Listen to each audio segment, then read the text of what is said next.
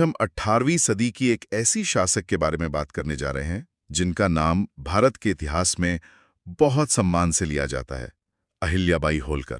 जी। हमारे पास जो स्रोत हैं वो उनके जीवन के कई पहलुओं पर प्रकाश डालते हैं, उनके शुरुआती जीवन से लेकर हाँ, उनके शासन की असाधारण उपलब्धियों तक। बिल्कुल। और देखिए, ये सिर्फ एक रानी की कहानी नहीं है, हम्म। ये एक असाधारण प्रशासक, एक बहुत ही चतुर राजनयिक और एक गहरी धर्मपरायण महिला की भी कहानी है। तो आज हम यही समझने की कोशिश करेंगे कि मतलब त्रासदियों से भरे जीवन के बावजूद उन्होंने मालवा में शांति और समृद्धि का एक स्वर्ण युग कैसे स्थापित किया। हाँ, और ये बहुत जरूरी सवाल है।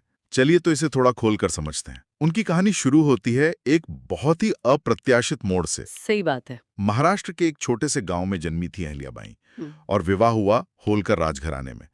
लेकिन फिर 1754 में कुमेर के युद्ध में उनके पति खांडेराव उनकी मृत्यु हो गई। और यहाँ एक बहुत ही महत्वपूर्ण घटना घटी।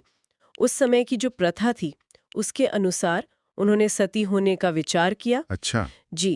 लेकिन उनके ससुर मल्हार राव होलकर ने उन्हें रोका।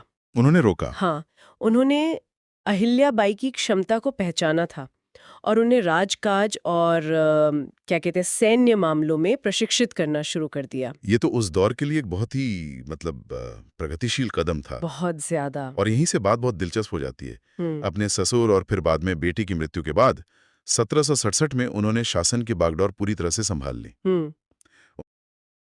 उन्होंने अपनी राजधानी नर्मदा नदी के किनारे महेश्वर को बनाया और उनका शासनकाल लगभग 30 वर्षों तक चला। हाँ, और यहाँ दिलचस्प बात यह है कि उन्होंने उस वक्त के सामाजिक मानदंडों को सीधी चुनौती दी। जैसे कि? वो पर्दा नहीं करती थीं, अपनी प्रजा से सीधे मिलती थीं, रोजाना दरबार लगाती थीं। अच्छा। उन्होंने तुकोजी राव होलकर को अपना सैन्य कमांडर तो नियुक्त किया, लेकिन जरूरत पड़ने पर वो खुद भी सेना का नेतृत्व करती थीं। वाकई।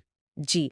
उनकी कूटनीतिक समझ का एक बड़ा उदाहरण तब देखने को मिला जब रघुनाथ राव ने उनके राज्य पर आक्रमण करने की कोशिश की। हाँ, मैंने भी इसके बारे में पढ़ा है। तब अहिल्याबाई ने उसे एक पत्र और अपनी सेना की तैयारी से बिना युद्ध लड़े ही वापस जाने पर मजबूर कर दिया। ये तो कमाल है ना? शासन के अलावा उनकी एक और बहुत बड़ी पहचान है, एक महान निर्माता और संरक्षक के रूप में। बिल्कुल।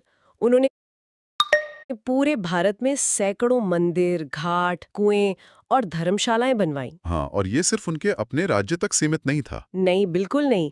काशी, सोमनाथ, गया, अयोध्या से लेकर आप दक्षिण में रामेश्वरम तक चले जाइए, उन्होंने हर जगह जीर्णोद्धार का काम करवाया। स्रोतों के अनुसार वाराणसी में जो काशी विश्वनाथ मंदिर का पुनर्निर्माण है,